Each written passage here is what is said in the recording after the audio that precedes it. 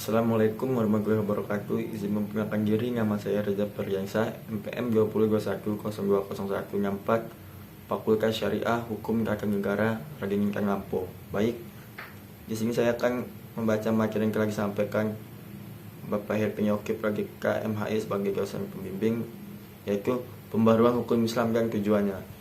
Pengertian pembaruan hukum Islam. Pembaruan hukum Islam terdiri dari dua kata, yaitu pembaruan yang berarti modernisasi atau suatu upaya yang dilakukan untuk mengadakan atau menciptakan sesuatu yang baru. Hukum Islam yakni kumpulan atau koleksi gaya upaya para fuqaha dalam bentuk hasil pemikiran untuk menerapkan syariat berdasarkan kebutuhan masyarakat. Dalam hal ini hukum Islam sama dengan fikih, bukan syariat. Pembaruan hukum Islam berarti gerakan ijtihad untuk menetapkan ketentuan hukum yang mampu menjawab permasalahan dan perkembangan baru yang ditimbulkan oleh kemajuan ilmu, pengetahuan, dan teknologi modern. Yang dimaksud dengan ketentuan hukum di sini adalah ketentuan hukum Islam kategori fikih yang merupakan hasil ijtihad para ulama, bukan ketentuan hukum Islam kategori syariat. Pengertian ijtihad. Ijtihad adalah salah satu wacana dalam pembaruan. Secara terminologi, ijtihad adalah mengerahkan seluruh kemampuan dan usaha dalam mencari hukum syariat. Kata ijtihad hanya digunakan pada usaha yang memerlukan pengerahan tenaga semaksimal mungkin demi sebuah tujuan.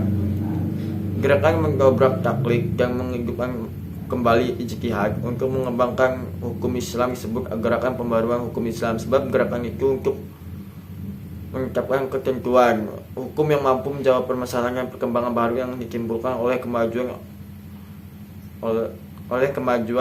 ilmu, pengetahuan, dan teknologi modern.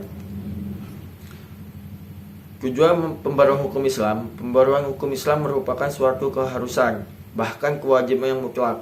Pembaruan atau modernisasi berarti berpikir dan bekerja menurut fikrah atau sunnatullah yang hak. Sunnatullah telah menjewatkan dirinya dalam hukum alam, maka untuk menjadi modern manusia harus mengerti terlebih dahulu hukum yang berlaku dalam alam itu. Manusia karena keterbatasan kemampuan tidak sekaligus mengerti sunnatullah, itu, melainkan sedikit demi sedikit dari waktu ke waktu.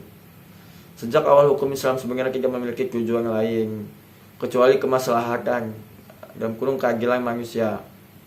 Ungkapan bahwa hukum Islam direncanakan demi kebahagiaan manusia lahir batin dan duniawi ukhrawi sepenuhnya mencerminkan kemaslahatan manusia. Sekian presentasi materi yang telah saya sampaikan. Saya akhiri. Wassalamualaikum warahmatullahi wabarakatuh.